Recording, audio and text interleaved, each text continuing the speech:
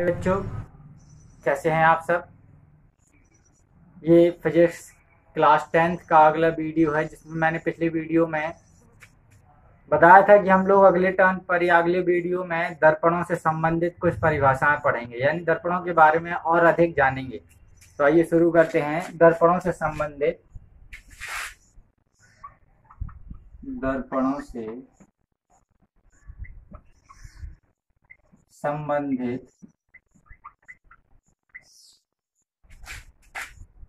महत्वपूर्ण परिभाषाएं।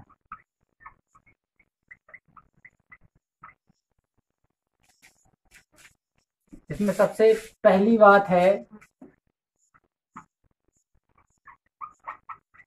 दर्पण का ध्रुव, पोल of mirror.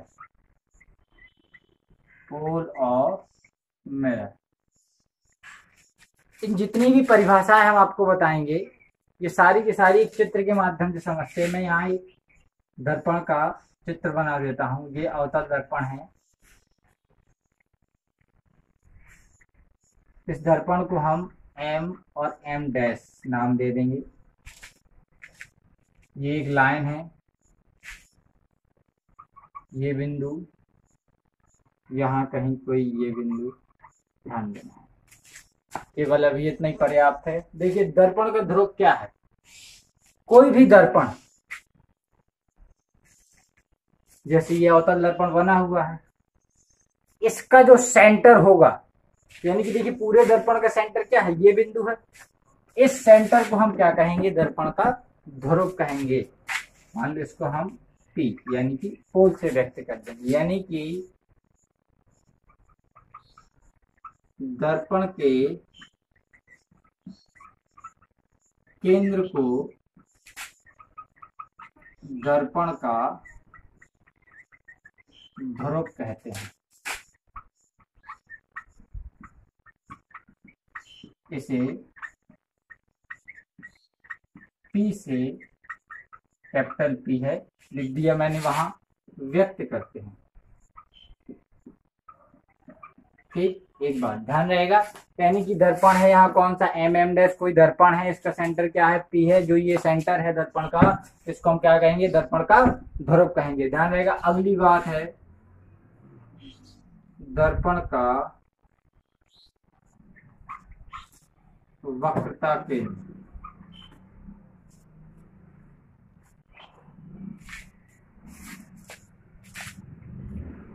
Curvature of mirror.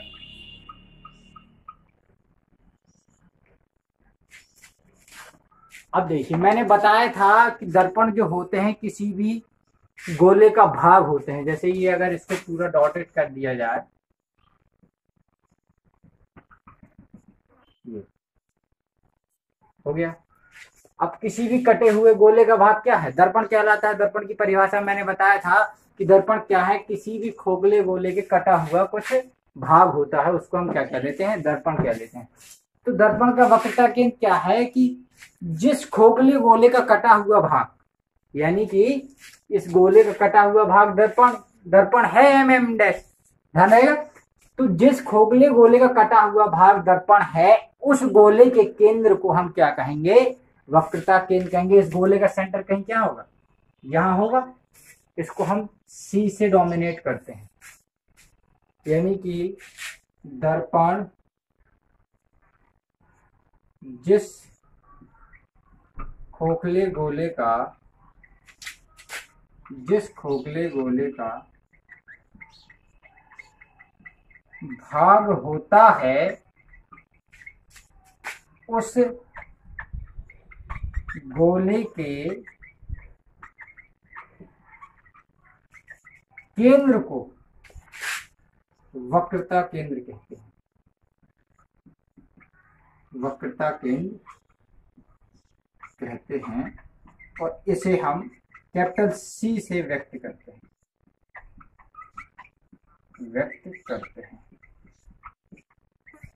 अब इसमें सबसे खास बात है, इसको स्टार पॉइंट या नोट में लिख लेंगे या एरो बना के कुछ भी करके जो आपका मन करे नोट्स में नोट करने के लिए वो वैसे लिख लेंगे। ध्यान में रखना है वक्रता केंद्र दर्पण का भाग नहीं होता है, सबसे बड़ी बात। ये जो वक्रता केंद्र है, वक्रता केंद्र दर्पण का भाग नहीं होता है। यह परावर्तक पृष्ठ के बाहर स्थित होता है, बाहर स्थित होता है। देखिए परावर्तक पृष्ठ क्या है, ये है, और ये सी क्या है, बाहर स्थित है। ये देखिए दर्पण से रिलेटेड बिल्कुल नहीं, इधर परिभाषा में भी लिखा है कि गोले का केंद्र क्या कहलाता है, वक्रता केंद्र, उसी को हम दर्पण का क्या कहते हैं, वक्रता केंद्र कह देते हैं। अब ये ध्यान रखने वाली बात है कि वक्रता केंद्र दर्पण का भाग नहीं होता है, यह परावर्तक पृष्ठ के बाहर स्थित होता है। ध्यान। नंबर 3 है वक्रता त्रिज्या।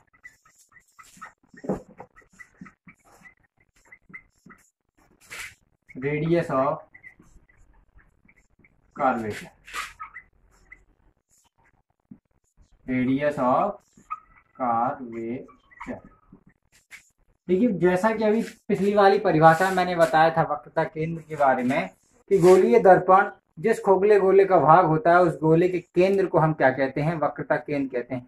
सेम वही बात यहाँ लागू होती है कि दर्पण जिस खोखले गोले का भाग होता है उस गोले की त्रिज्या क्या कहलाती है, वक्रता त्रिज्या कहलाती है। गोले की त्रिज्या क्या होगी, देखो सेंटर से लेके परिधि तक की दूरी को हम क्या कहते हैं, त्रिज्या। ये दूरी क्या हो जाएगी, वक्रता त्रिज्या हो जाएगी। इसको हम कैपिटल आर से नॉमिनेट करेंगे, यहां से यहां तक की दूरी क्या हो जाएगी, वक्रता त्रिज्या हो जाएगी। यानी कि गोलीय दर्पण जिस गोले का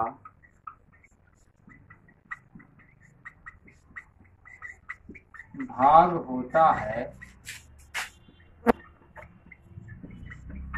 उस गोले की त्रिज्या दर्पण की वक्रता त्रिज्या कहलाती है। ठीक, ध्यान रहेगा। सेम वही बात जो परिभाषा वक्रता केंद्र के लिए लागू की थी वही परिभाषा हमें क्या करना है, वक्रता त्रिज्या के लिए भी लागू करना है। अगले पॉइंट पर चलते हैं। अगले पॉइंट का नाम है द्वारक। ठीक, अब द्वारक क्या है, जैसे मैंने यहां नॉमिनेट किया था एम और एम डैश, यानी कि जो गोले का चाप दर्पण पे लगाया था उसको हम क्या कहेंगे, एम एम डैश कहेंगे। ठीक है, यानी कि खोखले गोले के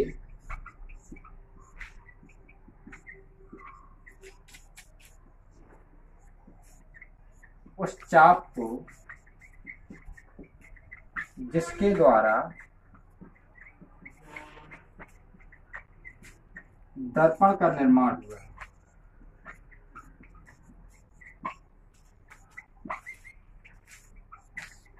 उसे द्वारक कहते हैं।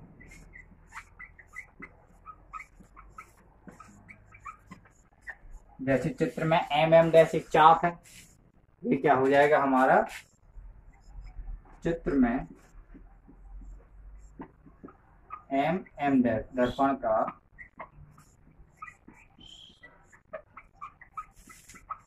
द्वारक। नंबर 5 है मुख्य अक्ष, यानी कि प्रिंसिपल एक्सिस। देखिए मुख्य अक्ष क्या है, ये हमारी वक्रता त्रिज्या है, ये ध्रुव है। ठीक, ध्रुव और वक्रता त्रिज्या से गुजरने वाली सीधी रेखा, यानी कि ये सीधी रेखा कौन सी गई इसके ऊपर से, ये वाली लाइन कहीं तक भी हो सकती है, पीछे कहीं भी हो सकती है। ये सीधी लाइन जो वक्रता त्रिज्या और ध्रुव से होकर गुजरेगी वो कहलाएगी हमारी क्या, मुख्य अक्ष। यानी कि दर्पण के ध्रुव, दर्पण के ध्रुव P एवं वक्रता त्रिज्या से होकर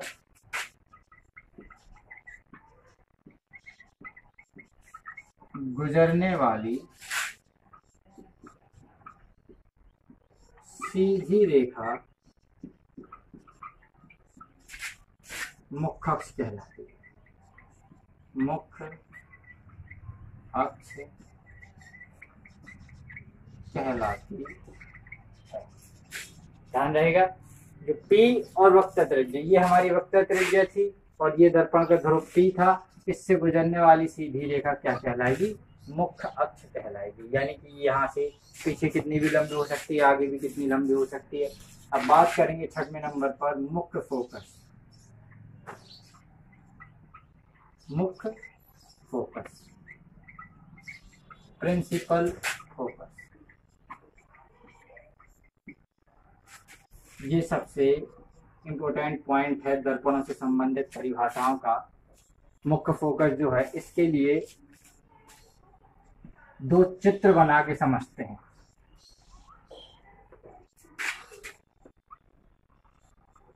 ये अवतल दर्पण है, यहाँ P है, ये मुख्य अक्ष है, यहाँ कोई बिंदु क्या है, C है। ध्यान रहेगा, इतनी चीजें बताई थी। ये कोई यहाँ C से लेकर P तक की दूरी R है।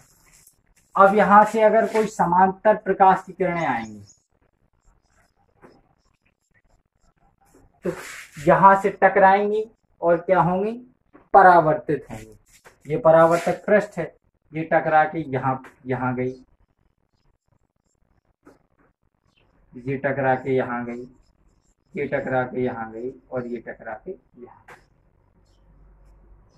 ये यहाँ पे एक पॉइंट पे मीट हुई। यही बात सेम कर लेते हैं उत्तल दर्पण के लिए। ये कोई उत्तल दर्पण है, सॉरी यहाँ बनाते हैं, ये क्या है, उत्तल दर्पण है। ये प्रकाश की किरणें आई, यहाँ से लौट गई, ये यहाँ से लौट गई, ये मुख्य अक्ष है, ये यहाँ से लौट गई, ये भी यहाँ से लौट गई। इसको कटी हुई लाइन डाल देते हैं। ये कहीं आगे जाके यहाँ मीट करेंगी, ये यहाँ, इसको F कहते हैं, इसको भी F कहते हैं। ये दोनों चित्र देख रहे हैं आप, एरो भी बना लें। ये यहाँ से गई, यहाँ से परावर्तित हुई, ये यहाँ से गई, यहाँ से परावर्तित हुई, ये यहाँ से गई और यहाँ से परावर्तित, ये यहाँ से और यहाँ से परावर्तित, सेम यहाँ से गई, यहाँ परिवर्तित हो गई, ये यहाँ गई, यहाँ पर परावर्तित हो गई, यहाँ से गई, यहाँ परावर्तित हो गई, यहाँ से गई, यहाँ परावर्तित हो गई। सभी पॉइंट हमने बना दिए। अब देखिए मुख्य फोकस है क्या, मुख्य अक्ष, ये रही मुख्य अक्ष। ध्यान देना एक एक चीज, मुख्य अक्ष के समांतर, ये सभी लाइनें कैसी हैं, समांतर है मुख्य अक्ष की। मुख्य अक्ष है, ये भी मुख्य अक्ष है, ये सभी लाइनें कैसी हैं, समांतर हैं। इससे मुख्य अक्ष के समांतर चलने वाली प्रकाश की किरणें, चलने वाली प्रकाश की किरणें परावर्तक पृष्ठ से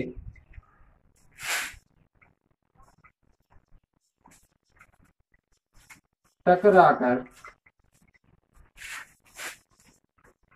जिस बिंदु पर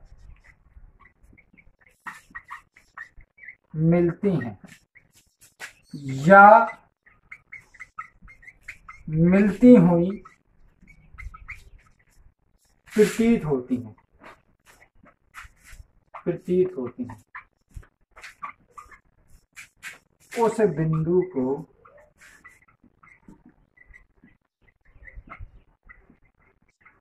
दर्पण का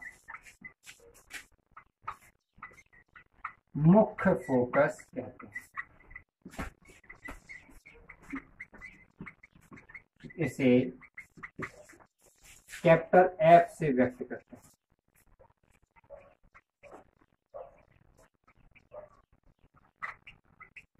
ध्यान दीजिए, मैंने कहा या तो मिलती हैं या मिलती हुई प्रतीत होती हैं, मिलती हैं और मिलती हुई प्रतीत होती हैं।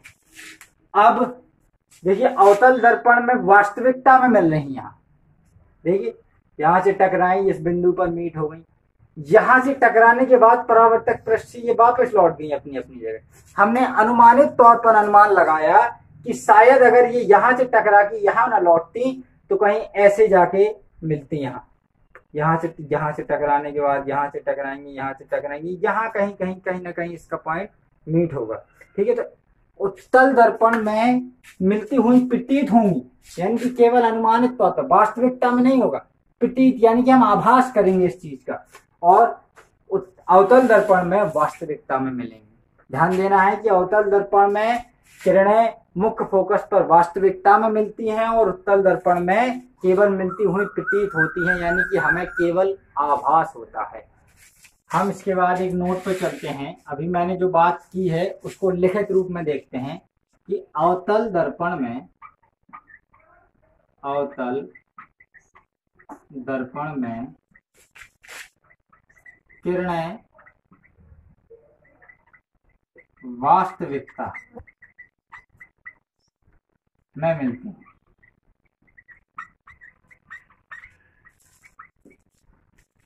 इसीलिए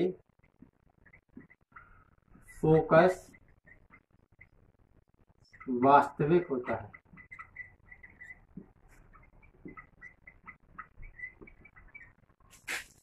एवं उत्तल दर्पण में किरणें मिलती हुई प्रतीत होती है, प्रतीत होती है। इसीलिए फोकस आभासी होता है, आभासी होता है। ध्यान देना है इस बात पे, सबसे खास बात है, हमने नोट में लिखवा दी थी, वाला पॉइंट बना के, स्टार पॉइंट बना के किसी भी तरह से लिख सकते हैं। अब बात करते हैं फोकस दूरी की। फोकस दूरी, इसको भी इंपोर्टेंट टिक करेंगे। फोकल लेंथ,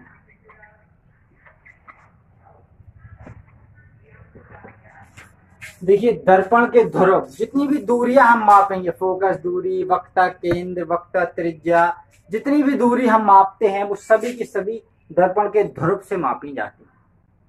तो दर्पण के ध्रुव से फोकस तक की दूरी, देखिए ये फोकस था यहाँ, और यहाँ ये P था, ये फोकस है। तो ये जो दूरी है P से लेके F तक की, इसको हम क्या कहते हैं, स्मॉल f, यानी कि फोकस दूरी कहते हैं। ये दर्पण के ध्रुव P एवं मुख्य फोकस के मध्य की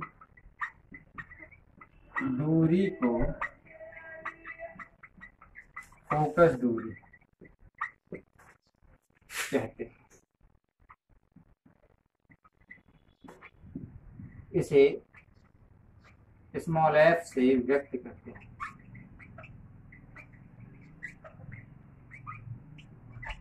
स्मॉल f से क्या करते हैं, व्यक्त करते हैं। अब इसमें फिर से एक स्टार पॉइंट या नोट लिख लेंगे।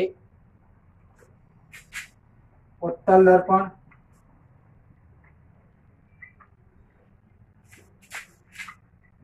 फोकस दूरी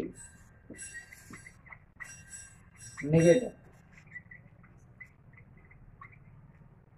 अवतल दर्पण, सॉरी, फोकस दूरी पॉजिटिव, और अवतल दर्पण फोकस दूरी नेगेटिव। ध्यान रहेगा ये। उत्तल दर्पण के लिए आगे जब हम आंकिक प्रश्न या सवाल न्यूमेरिकल सॉल्व करेंगे तो वहां अगर फोकस दूरी दी होगी और उत्तल दर्पण दिया हो गया तो फोकस दूरी हम पॉजिटिव लेंगे, और अवतल दर्पण दिया होगा तो फोकस दूरी हम लोग नेगेटिव लेंगे। इस बात को फिर से ध्यान रखेंगे, पॉजिटिव यानी कि प्लस में और नेगेटिव यानी कि माइनस में लेंगे। अब बात करते हैं वक्रता त्रिज्या एवं फोकस दूरी में संबंध। फोकस दूरी में संबंध, फोकस दूरी स्मॉल एफ और वक्रता त्रिज्या कैपिटल आर। इसको मोस्ट इंपोर्टेंट टिक कर लीजिए, ये मल्टीपल विकल्प में बोर्ड में पूछा जाता है हाई स्कूल के कि फोकस दूरी और वक्रता त्रिज्या में रिलेशन क्या है। तो जो फोकस दूरी होती है वो वक्रता त्रिज्या की आधी होती है। फोकस दूरी यानी स्मॉल एफ, वक्रता त्रिज्या की आधी कैसी, r/2। इसको याद रख लेंगे, कॉपी में लिख लेंगे, बहुत आवश्यक तथ्य है। न्यूमेरिकल में भी काम आएगा, सवालों में काम आएगा, हर जगह, और मल्टीपल में भी पूछा जा सकता है, एक नंबर के प्रश्न में भी पूछा जा सकता है कि वक्रता त्रिज्या फोकस दूरी में संबंध को बताइए। तो सीधा सीधा है फोकस दूरी वक्रता त्रिज्या की आधी होती है, F बराबर r/2। ठीक, आज के वीडियो में इतना ही। इसके बाद अगले टर्न पर देखते हैं।